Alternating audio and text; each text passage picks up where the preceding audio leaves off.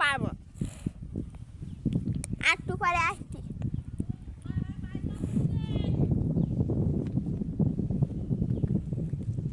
এবারে কটা কেমন মারা যাবে না।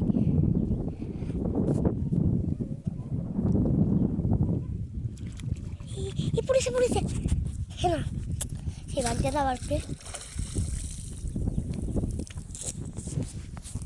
বাঘদের দুটো পুড়েছে বা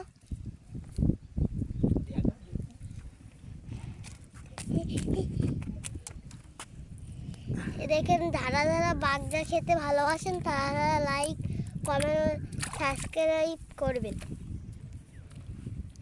আমরা এই এত ভিডিও করি তা আপনারা তাও একটা সাবস্ক্রাইব একটা লাইক করেন না।